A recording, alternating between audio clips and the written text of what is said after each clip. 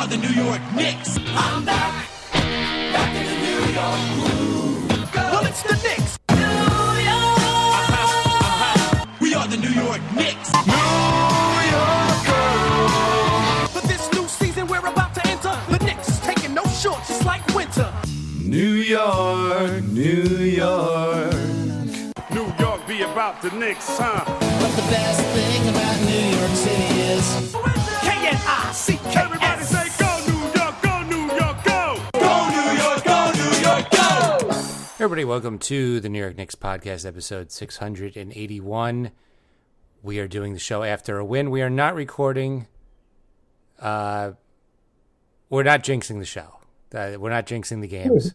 We're trying to, as if the Knicks win, we'll record. If the Knicks lose, we're not. We're not planning ahead, so we don't have a set schedule, so we can't jinx it. We're doing what we can. We're doing our part. Anyway, how you doing, Mark? I mean, on cloud nine. God damn it. This, I have to say, the Knicks have been on a crazy run. The last 3 years, since Brunson has got here, and Leon Rose has got here, our future is just so much brighter. Things are so much better. Yeah. A couple of years ago, they made the run and they got pretty close. They got pretty far in the second. Was it 2 years ago? They lost to Miami in the second round, right? Yeah. But they played a pretty good series, and we were all like, "Wow, the Knicks haven't been to the second round in so long."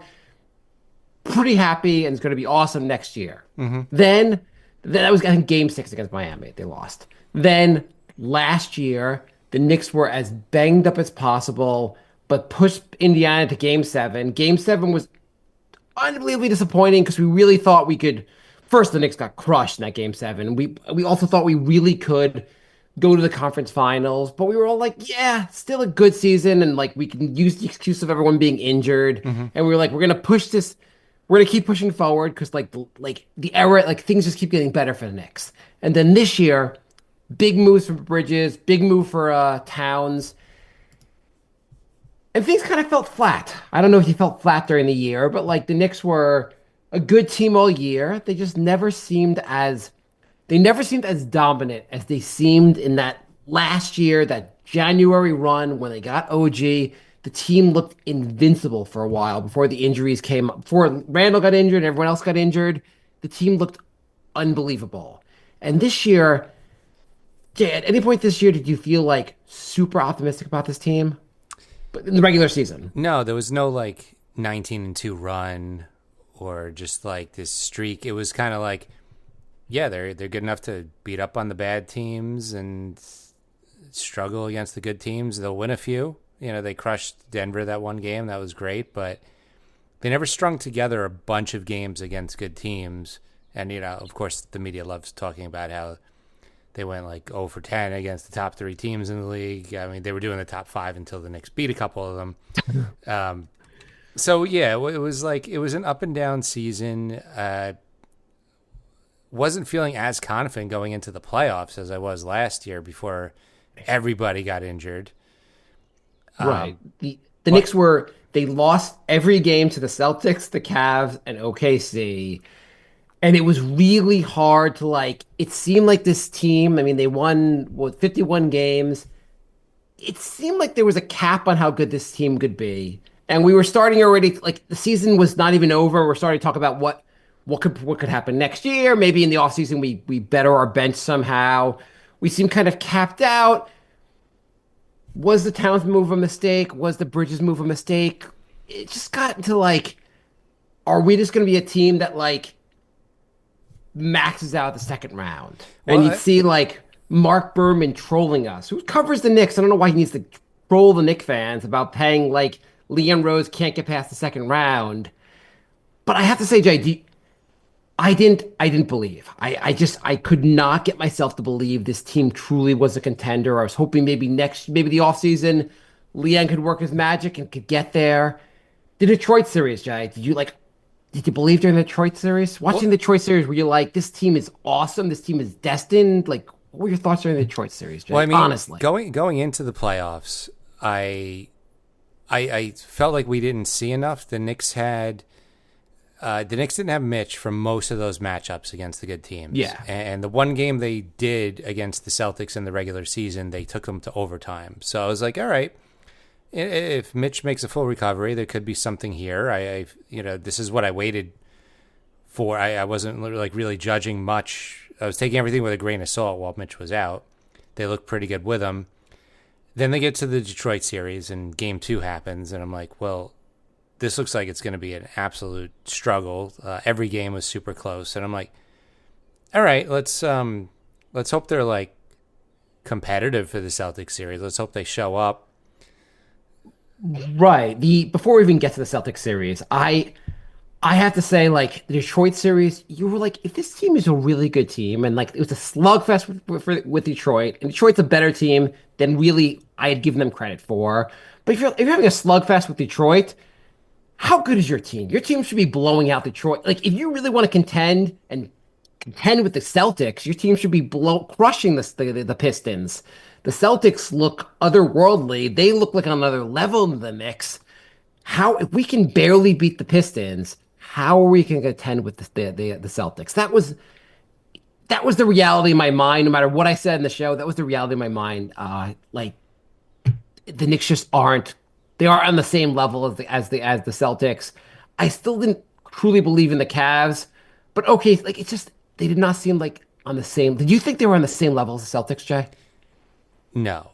I thought like they're struggling against a team with Tim Hardaway Jr. and Tobias Harris in the starting lineup, and while Cade's really good, we're gonna go from that to like Tatum, Brown, and White. Like, this could get ugly real quick.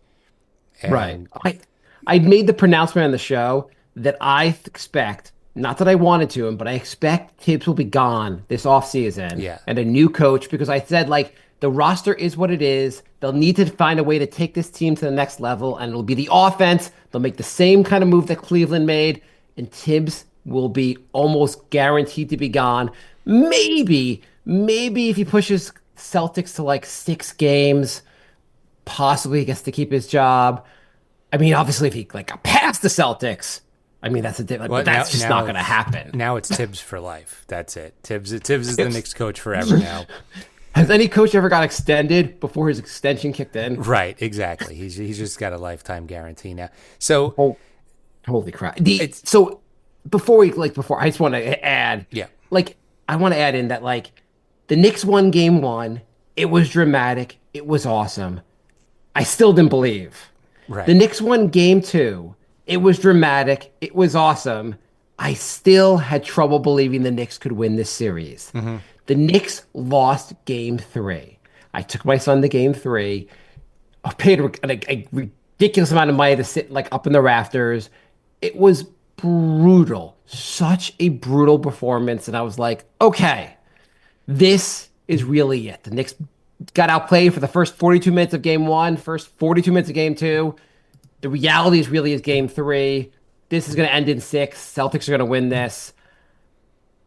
I was just even like, and also the betting odds. The betting odds had, and before Game 4 happened, the betting odds had, I think Cleveland was still down 3-1, was still listed as having a better chance of winning the title than the Knicks. Mm-hmm. I'm like, Cleveland's down 3-1. How can they have the better odds than the Knicks who were up 2-1?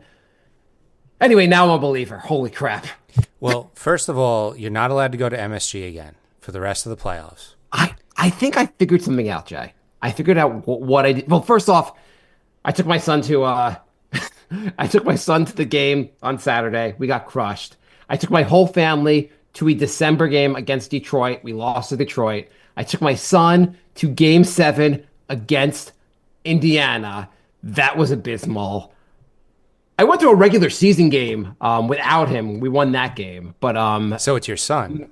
It's the combination of us, I guess. I don't know. But I figured out I did one thing wrong, Jay. Yeah. I did one thing wrong. Okay. So I have a Lucky Knicks t-shirt. I've made it to Lucky.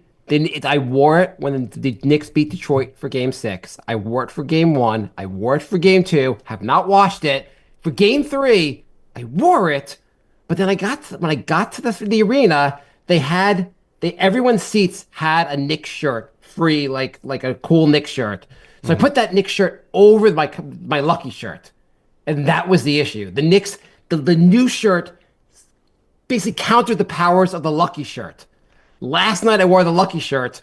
Knicks won. Jason Tatum did not wear a lucky Knicks shirt. You see what happened to him. Unfortunate. Okay, so it's either your lucky shirt or it's your son. But I don't know what's Not my son. It's the lucky shirt. It's the goddamn lucky. By the way, I feel terrible with Jason Tatum, but it's the lucky shirt. The lucky shirt has the power. I will not wash this shirt again until the Knicks win the title. And when the Knicks win the title, I will wear this shirt every goddamn game the Knicks play for now till eternity, and the Knicks will never lose a game again. The shirt will never be washed again if the Knicks keep winning. I love how everybody has their own superstitions. It's not a superstition, Jay. I'm talking about facts. No, I'm just facts. reading the chat. And Squirt and Dirty says, "Yeah, my David Lee jersey is his go-to jersey, especially going to the Garden."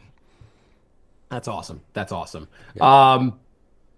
Yeah. I don't know what the yes, going to the Garden. Maybe me overpaying for tickets to go to the Garden does not work out well. But either way, my lucky T-shirt, Knicks. James Dolan, if you're listening, I know you're listening. My lucky T-shirt has to be. You need to give my lucky T-shirt. You need to give it tickets for next season. Like you need to get my lucky T-shirt there for the next round and the finals. If you want to win, just saying. So, yeah, I feel really bad about Tatum. I hate that like that happened.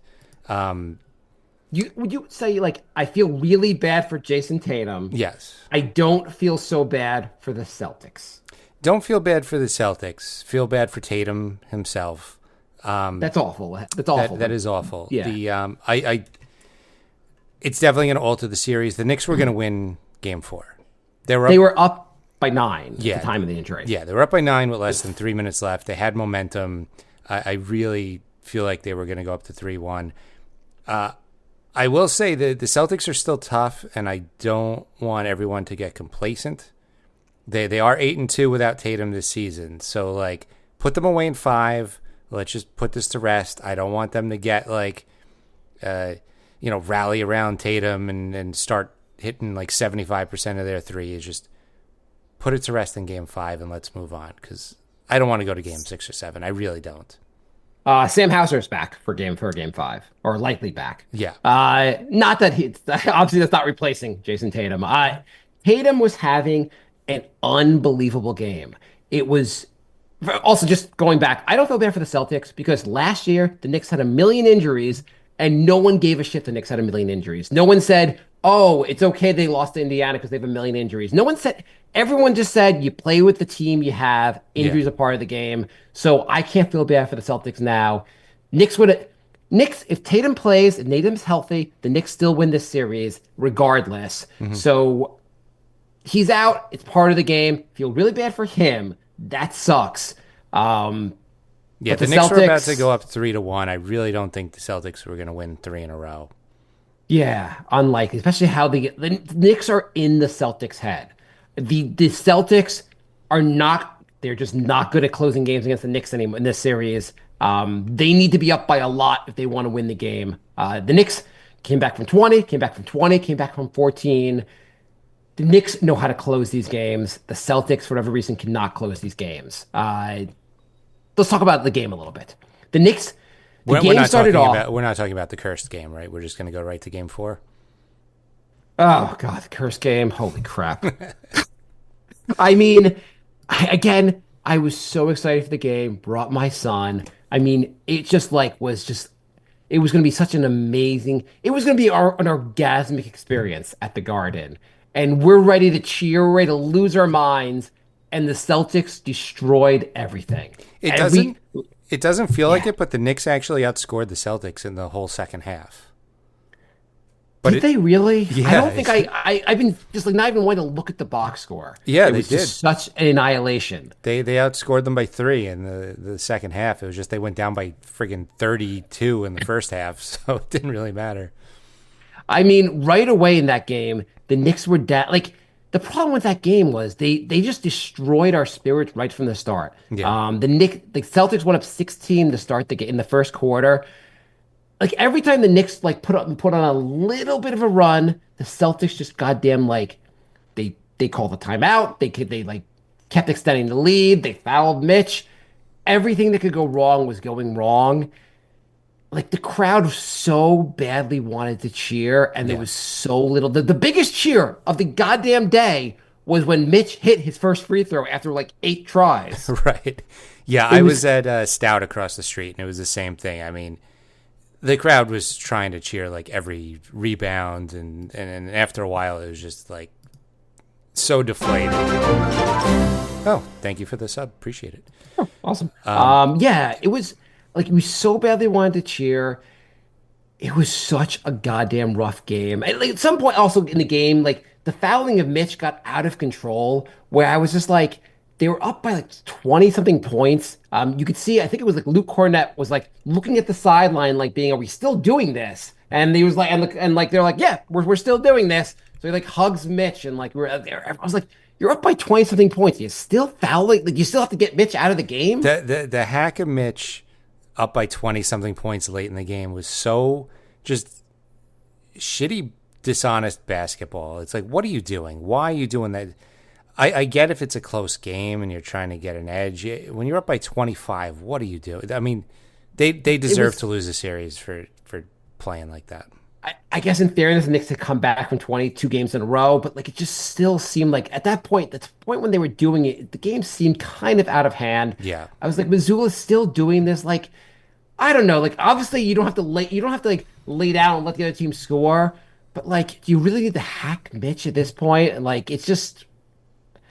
It was such a bad game. I don't know. It was just brutal. Like we went out to some Korean barbecue after. We kind of made the most of the day. With my son still said he had fun, but like, by the way, I didn't realize also the Knicks rebounded the Celtics in that game, which was like the 2 previous games. The Celtics had out rebounded the Knicks by a lot, but the rebounding, like I guess Tibbs is focusing more on the rebounding, leaving Mitch out there longer. Last night, they out-rebounded the Celtics. Rebounding is pretty important. Yeah, there was a couple plays where Mitch got them a second attempt, and it turned into a 3, whereas normally that just would have been Celtics ball, and it was a huge momentum shift, especially in the fourth when they went on that run, and it just seemed like the game was getting more and more out of control. Yeah. It was the second chance points were just massive. I guess we're jumping back and forth between the games. I'm done with game 3. Game 3 was just a goddamn massacre. I mean, it's also like that shit happens. I mean, the OKC series, I was telling my son, I'm like, Denver, like he's only following the Knicks series, not following the other series very closely. I'm like, listen, Denver won the first game. OKC basically murdered Denver the next game. Won by like 40 or 50 points, and in the following game, Denver won again. And now the series is 2-2, but I'm like, stuff like this happens. It only counts as one loss. Like the Knicks can still come back. That's the good thing about these series. You could lose by 75 and it still counts as one loss. So, yeah. You know, in fact, it's almost easier if you get absolutely drubbed because you could kind of shake that one off like, okay, that wasn't our night. Whereas if you lose like a nail biter, it's kind of like we should have had that win. So the getting crushed either does one of two things. One, it can make you just think like we don't have a shot, but also it can make you feel like, hey, I'm not gonna get I'm not gonna get embarrassed anymore. This is ridiculous. We got to play harder. Like that was embarrassing. I'm gonna take this up to a level because we were embarrassed. Well, I mean, it was also a game where the Celtics shot 50% from 3 and the Knicks shot 20%. You can't have a disparity that big and win games. It's just. But through like half the game, the Knicks were shooting like 13% from 3. They actually got better. They had to like push their percentage up to 20%. Yeah, that's how bad it was. But anyway, okay, that game was a massacre. Last night, so going into last night's game, did you really have faith the Knicks were going to win the series before the game started? Well, I messaged you right before the game, and I said whoever wins this game wins the series. And I felt like it was a complete toss-up. I had no idea. At the very beginning, the Celtics went up by like 13 again, and I'm like, here we go. Like, this is just my son said the same thing. He's like, why does this have to always happen? Why did the Knicks down early this much? Like he was getting frustrated. I'm like, I don't know. I don't know why they can't like. I don't know why they have to suck to start every game. Yeah, at least they kept it around 13. I think maybe 14 to 16 was like the peak, maybe 14. But they didn't get to the 20-point mark, and I would have been so pissed if they went down by 20 every single game of the series. The fact that they kept it like semi-reasonable, like they'd hit a shot or two and it'd be like 8 or 9. You're like, okay, they're in it. So I was feeling better that they didn't go down by 20. They were down by 10 and maybe a little bit more, but then they like kept going on runs. They bring the game within like a point, or they tie the game, I think, at one point, and then Boston would immediately pull away. They would hit some threes, pull away. You'd be like, why aren't they guarding Derek White? Derek White is making every three. Why are they not guarding him? And then like Tatum would just hit like there was one shot like he hit like from third. He must have been 6 or 7 feet behind the 3-point line, and the Knicks didn't guard him there, and he nailed the three. And my son's like, why aren't they guarding him out there? I'm like, because you just don't think he's going to shoot from out there. It's a bad shot out there, and he made it. I don't know. What are you going to do? Like, Tatum was otherworldly last night. Yeah, I mean, like he was ridiculous. That was a legacy game. That was one of the best games of his career. People were saying before the game, I saw a note somewhere that someone said like Tatum hasn't had his signature Celtics game, like signature playoff game yet in this playoffs. He hasn't had like one like awesome game, and I was like, great, we got the signature game. He's having as good a game as you can get. Yeah. And they guarded most of the time. He wasn't that open, and he was making the shots. He was hitting insane shots. White hitting his first 4 threes. I was like, really? We're gonna have like a White? We had a Pritchard game in Game 3. Now we're gonna have a White game. Like it was also like the Knicks kept double teaming, so much double teaming, so someone's always open. I'm like, hey, how about you just stop double teaming? Like this is not working, leaving guys open. So anyway, the Knicks kept it within 11 at the half. Mm-hmm. How are you feeling going into the second half, Jay? I was really nervous. The Knicks have been much better in the third quarter. This pretty much all playoffs, like, except for the first couple Detroit games. Like they're on a streak of like ever since Mikal did that layup line thing at halftime. The Knicks have been awesome. That made a big difference. I don't know why. Yeah. I guess instead of moping around, doing a layup line like changed the whole. I don't know, but I don't know if they're still doing layup lines either because I'm not even aware if they're doing them. But still, like, third quarter was amazing. The third quarter was unbelievable. It was Jalen Brunson, Mikal Bridges was hitting all his Bridges is not hitting the threes, but he was going to his like fadeaway twos and just nailing them. Everyone was contributing. That was an amazing third quarter, right, Jay? Yeah, it was. It was the Knicks took the lead, and then we had that momentum killer where they called a block on Hart, reviewed it, and I was messaging in our Discord, and I was like, easy turnover. I mean, they're gonna turn this call over. This is great challenge, and then they didn't overturn the call, and the Knicks lost their challenge, and I'm like that. I don't know. I just thought that was like, I was worried that was going to be the momentum killer that like turned the tide of the game. Jay, have you ever heard that to get a charge, you can't have your legs too far apart? I mean, I've heard that, but I didn't think they were. Well, I don't think I've ever even heard that. You can't like do a split and have the guy trip over your feet and like. But the guy didn't trip over your feet. He ran directly into you. Yeah. It was a non-factor. Wherever your feet were on the floor was a complete non-factor since you ran into his chest. Right. Yeah. It's not like his legs were spread and he ran into his thigh. It was like straight on. And I mean, they call the worst. They call ones where people are like still running in front of you while you're driving. And that one he was set, like fully set for a second or two. I gotta say the refereeing in this series. First of all, again, it goes to my point of don't even have replay if you can't get it right. Mm-hmm. But the refereeing, it didn't end up mattering at all. But there was a foul. Brunson fouled Derek. Do you remember when Brunson fouled Derek White in the first quarter on a 3-point shot? Do you remember that? Yeah. Okay. Did you remember the replay where Brunson literally didn't touch Derek White? Yeah. literally did not touch him. They did not have any contact whatsoever. And White's just going to the line, and I'm like, I understand why Tibbs didn't challenge because like the sense of like you don't want to waste your challenge that early in the game. Yeah.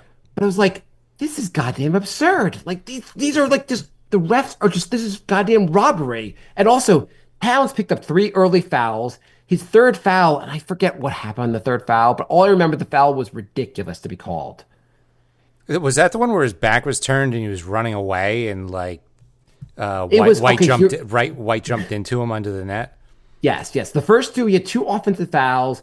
One of them, I guess, was legit. I guess he threw his elbow a little bit on the move. But the White one, like he wasn't even like White just ran into him. Like Towns was literally almost running away from.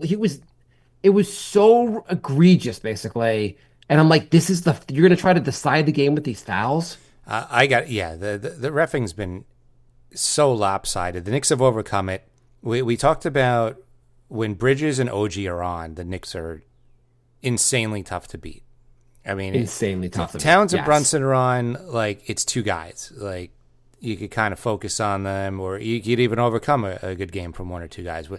The Knicks had 4 guys all just playing out of their minds.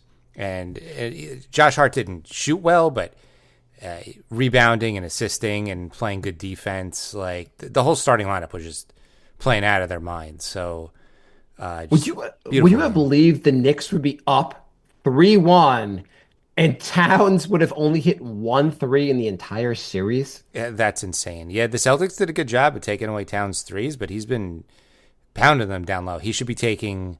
He took 1 free throw in Game 4, despite driving it every single play, which is disgusting, absolutely disgusting. But anyway, he shot 11 for 15. He's killing them down low. Horford looks like he needs 2 days rest between games, and he's really good when he has 2 days rest. But the rest of the series is every other day. So, by the way, I didn't realize when we did our preview for the series, I was saying Drew Holiday. I was giving mad respect to Drew Holiday. Yeah. I did not realize Drew Holiday retired last year. I don't know who's wearing his uniform, but whoever's wearing his uniform sucks. Like, it's not very good.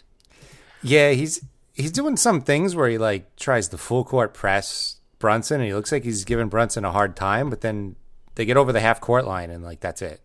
He kind of just disappears. Does Drew Holiday play offense anymore? No.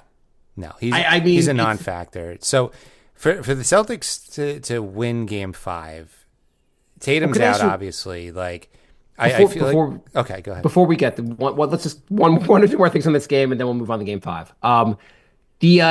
So if you're Missoula, is it because you just felt bad about how the other last game worked out now, and like you just decided, okay, guys, no more fouling Mitch. I feel bad. Mitch posted something on Instagram. No more fouling of him. Mitch played 25 minutes and didn't take a single free throw. They did not. They went from, hey, we're gonna purposely foul him up by 29 points because we're that scared of Mitchell Robinson to, guys, if anyone fouls him, I'm gonna beat their ass. What? I can't believe they completely went away from that strategy. I guess it wasn't really working because I think they're worried about how like Porzingis wasn't playing well at all. No. So if you're getting Horford into foul trouble, like now you're saying like our big plan is to like unleash Luke Cornett. Put Cornett out there. Have Cornett go out there to foul Mitch. I don't know. Porzingis did not look very good.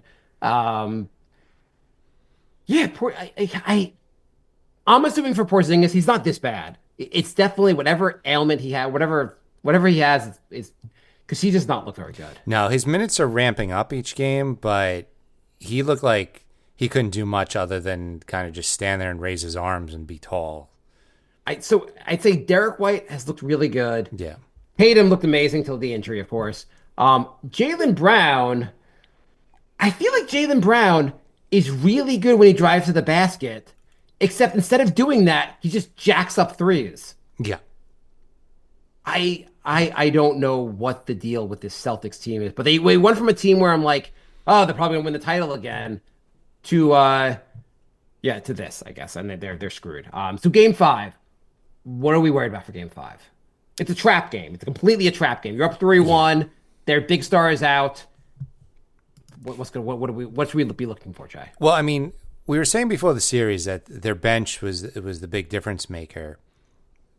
Now with Tatum out, and you got like a half a Porzingis and a Horford that's looking kind of tired. You don't got a lot. You got like Pritchard's going to have to start, right? So you have a half a Porzingis.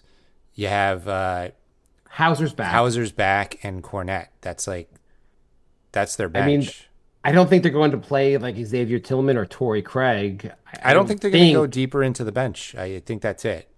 So basically, Right, you're replacing Tatum with Hauser. Tatum's what, 6'7", 6'8"? Mm-hmm. How tall is Hauser? He's not that tall, right? Or am I wrong? No. Well, Like, he's also it not seems- as good on defense or on offense. everything. Yes, Yeah. He's not as good as it's not going a long way. I'm just like, even the size thing. I mean, like, I guess in theory you could play Torrey Craig. Doesn't Torrey Craig have some size? He does, but do you really want to start? Like, they haven't played all series. You want to start doing that? Like, I don't know. I mean, you have to think of something. I mean, like, unless Porzingis is going to get magically healthy and like start score, like you're relying. So first of all, this is definitely a trap game. Celtics are going to play like they'll dedicate this game to Jason Tatum. This is the game. This is totally a game where like the Knicks fumble, Celtics are back in it. We're going to game 6 and we're nervous. But I mean, hopefully the Tibbs probably is like, you guys suck last night. You guys were terrible. We need a better effort in our wins. Yeah, Like just getting them in the mindset that we have to win this goddamn game. yeah, just put them away, get some rest. Hopefully, Cleveland will win a couple games against the Pacers, tire them out a bit. But really, just finish them off. Honestly, you shut down either Brown or White, you probably got the game in the bag. Right. I mean, I guess like so. OG, the effort. I guess you put OG on Jaylen Brown now. Like you focus on him, or do you focus on Derek White, or I guess you focus on Brown. You shut Brown down, then you just have, White's a great 3-point shooter. He's not doing a whole lot of driving. Same with Pritchard. You get Brown in trouble. Like pretty much all their penetration offense is done. Right. I mean, Porzingis is probably not going to be a huge factor. I mean, maybe he'll hit a 3 or 2. Again, that could be my like. I just can't see Porzingis having something like a big game after this. Horford, if they both have been so bad, it's just unlikely they'll have a big game. This will be like, I know we're all acting like they already won the series, and it kind of feels like that. And it feels like without Tatum, what are the chances they can beat the Knicks 3 times in a row? I mean, holy crap, this team's about to go to the conference finals. They haven't done that since 1999. Mm-hmm. It is insane. Also, they're going to be playing the Pacers, who I think most Knicks fans completely hate. I mean, quite a rematch from last year, and historically just a huge rival for the Knicks. They have assembled another hateable team. Like they just keep getting all these super annoying players. Reggie Miller, by the way, has already been like told he's announcing every one of the games. Right, that exactly. Series. So yeah, they're annoying. Their fans are annoying. I mean, we had some of their fans popping into. We don't even have a huge Twitter account. They were popping in to talk trash like last week. Like they're just super obnoxious.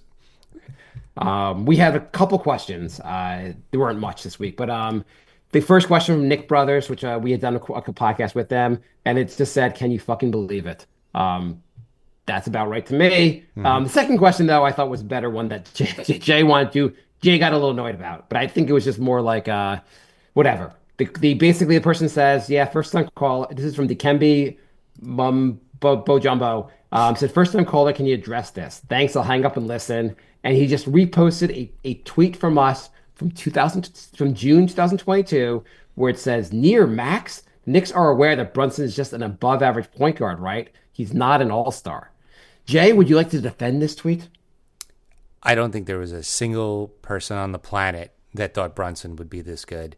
I don't think the Knicks front office thought he would be this good. I don't think Brunson's dad thought he was going to be this good.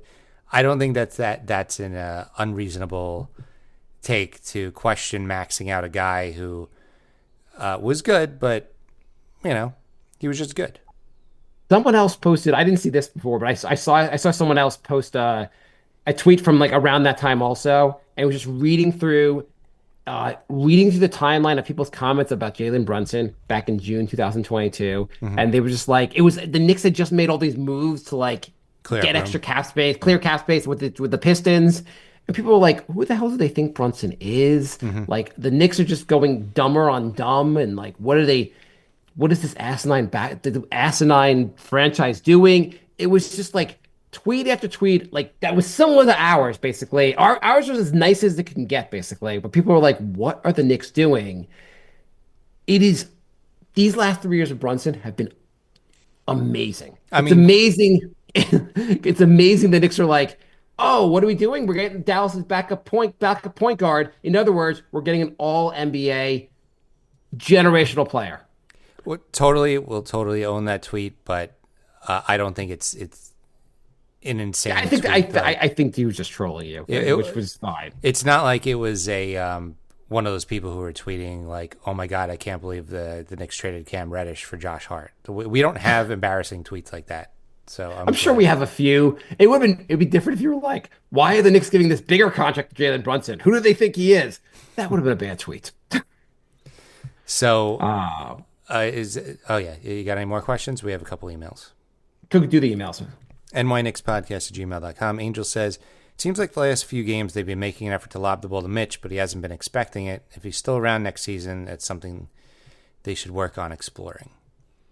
I mean, in some ways, I was like, how can Mitch even be on the team next year? Because he can't hit his free throws. The mental block there on the free throws is just ridiculous.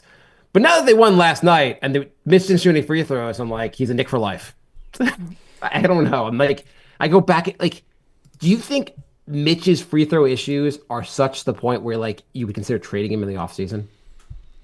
No, because he's so elite at everything else. I think you really just get him like a personal trainer and have him shoot all summer. Like do what you can to get that percentage up because he's so good at everything else. 100 free throws a day. Have someone rework his free throws. There's got to be a way to get him better at these free throws. 100, 1,000. You could do 100 in like 15 minutes. Shoot 1,000 a day. Define 1,000. Okay, 1,000. Okay, Mitch shoot 1,000 free throws. It's also like on the one hand, you were like, why? He should be embarrassed enough that he wants to do that. Basically. Yeah. Yeah. I mean, he does. He did look embarrassed when he airballed that last one. Twice he's airballed in this series. It's unbelievable. But he's also like, whatever else you want to say. Like you're right in the sense of like going into next series, he is a key member of this team for the next series. Like you need him. 100%. 100% need him against Indiana. And the Knicks have looked really good when it's Mitch and Towns on the floor together. How good has Mitch been? The Celtics head coach panic fouled him up 30 points late in the game. Like that's how good Mitch is. He had 5 big offensive rebounds last night. The rebounding also, the Knicks out-rebounded the Celtics by like 10 last night. The rebounding, you play Mitch more minutes, the Knicks do better at rebound. The Knicks also there was just a lot of key rebounds that just like 50-50 balls that went to the Knicks last night that were just super helpful. Yeah. Stan writes, the Knicks are, this is from a couple days ago, the Knicks are up 2-0. Hope you're kidding about quitting the show, by the way. I've been listening for over 10 years, actually 13. Well, thank you for sticking with us all this time. Appreciate it. Yeah. I think we are quitting our regular shows. We may do a show here or there just to kind of check in. We're soft quitting, basically. Yeah. And Angel writes, which is a bigger upset? Knicks up 2 versus Boston or Pacers up 2 versus Cleveland? Let's update that to 3-1, 3-1. I think the bigger upset is the Knicks up Celtics 3-1. Just because the Knicks are better than the Pacers, I think, but it's that the Celtics really like as good as Cleveland was in the regular season, we all kind of thought Celtics were the best team. Like I would have thought that reality was more possible than this reality. Yeah. I think everyone was a little, maybe not everyone, but a lot of people are a little bit skeptical over Cleveland because they haven't really proved it in the playoffs.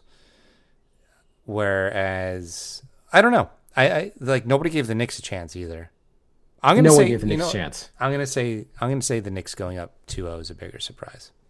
Yeah, that's what I was saying. I think the Knicks going up 3-1 also versus 3-1 is a bigger surprise as well. Although I am surprised that the Pacers are up 3-1. But you can chalk a lot of that up to Cavs have had a lot of injuries. Cavs have a lot of injuries. They're kind of healthy now, but I know that actually they were kind of healthy, but now Mitchell's out. So they're probably done tonight. Hopefully Cleveland actually wins, as Jay said before. Hopefully Cleveland wins tonight just to extend the series and make Indiana a little more tired. By the way, also we should give a shout out to McBride, who actually had I mean, like he didn't score a ton last night, but like he was really helpful in the game. Yeah, he was so bad in the Detroit series, and he looks like he's like actually dependable again. So that's huge also. And Campaign played 4 minutes, and Tibbs was like, "Okay, you did your maximum 4 minutes. We're sorry, Payne. Get out of the game."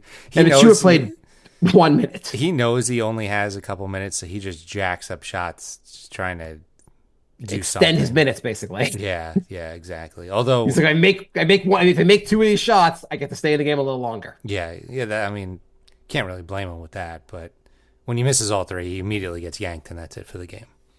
Yeah. Any other emails? No, that's it for emails. Okay. So we got Game 5 tomorrow night. Knicks have to. If the Knicks lose tomorrow night, how nervous from 1-10 will you be going into Game 6? I guess it depends how they lose. Like if they the Celtics get more points than the Knicks. Go on. Well, I mean, if they lose by one, I'll be more nervous. I'll be at like a 3 or a 4. If they get like blown out, I'm going to be at like a 7.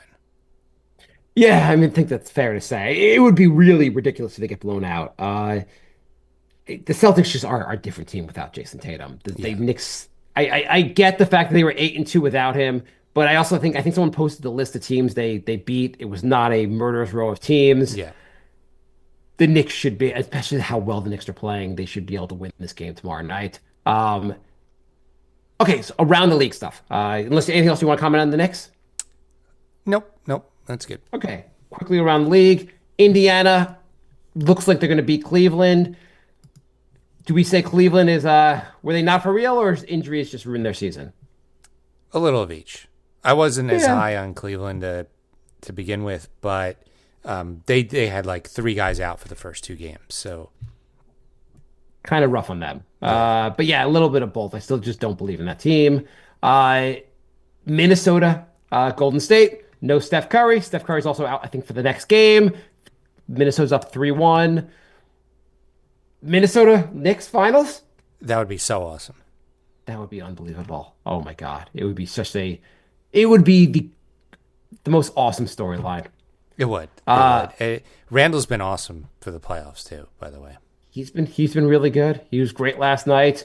T-Wolves are probably going to win this series, and kind of sucks for the Golden. It sucks they don't have Steph Curry. And then OKC Denver. They were probably losing with Steph Curry though.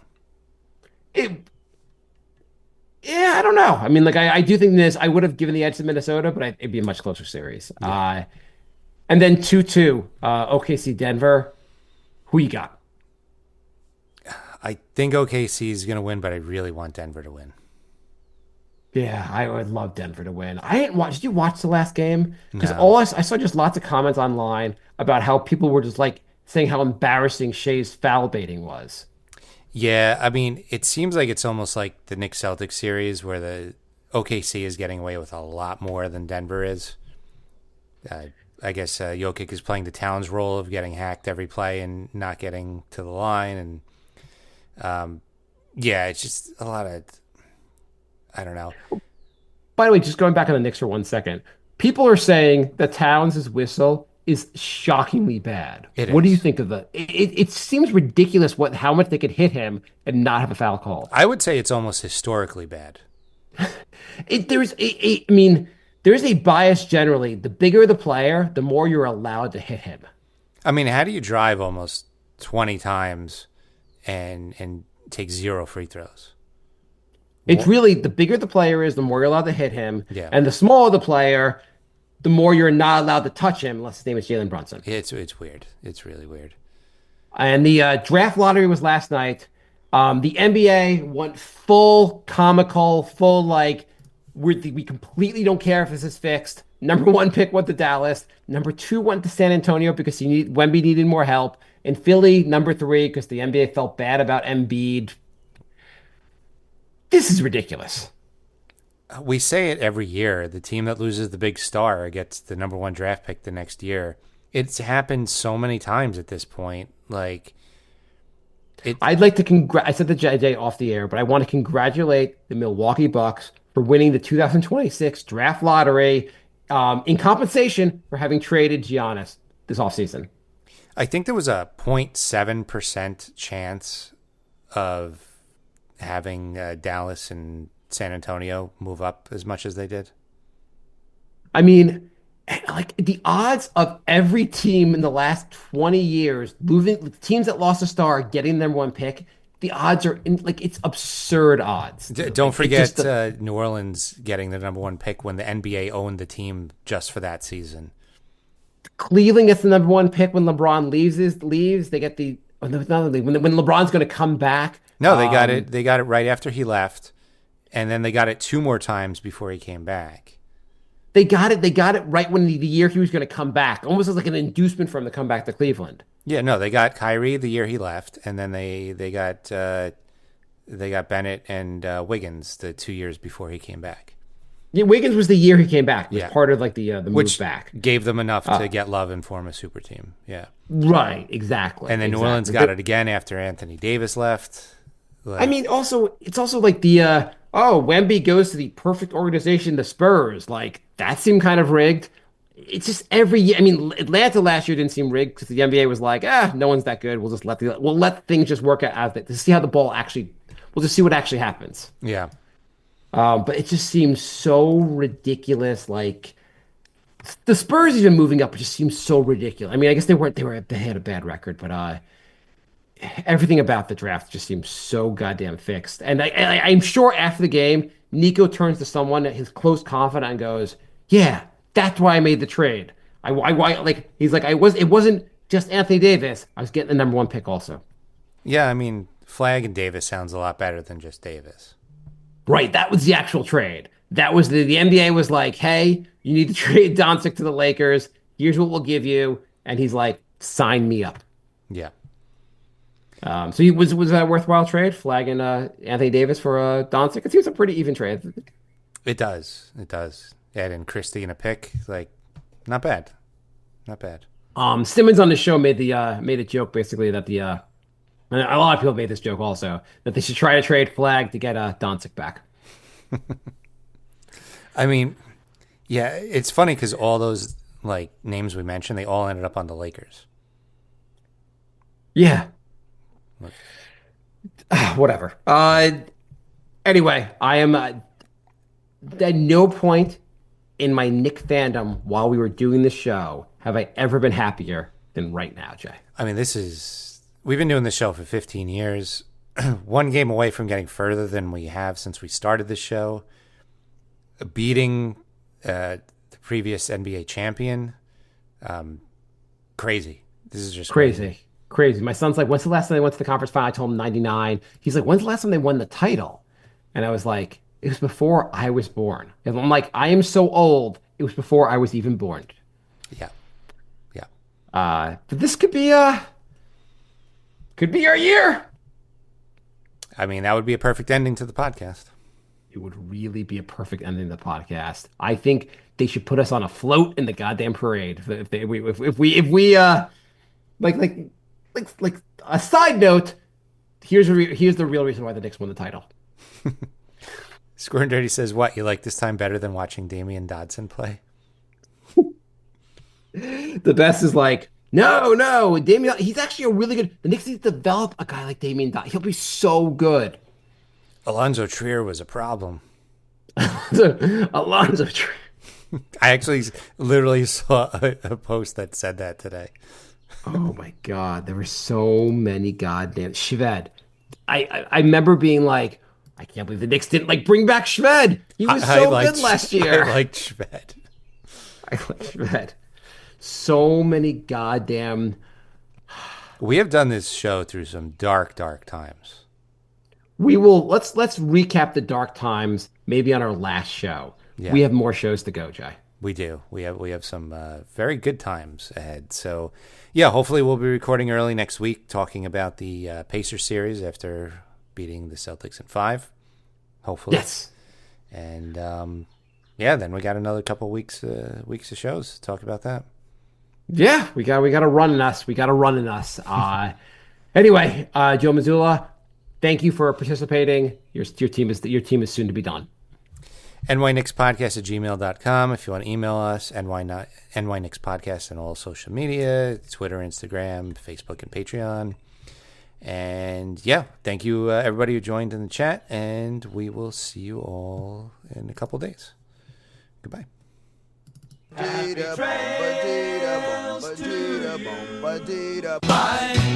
love. Goodbye, everybody. Goodbye. It's all over. Goodbye. It's time to go. This is the end. Say goodbye.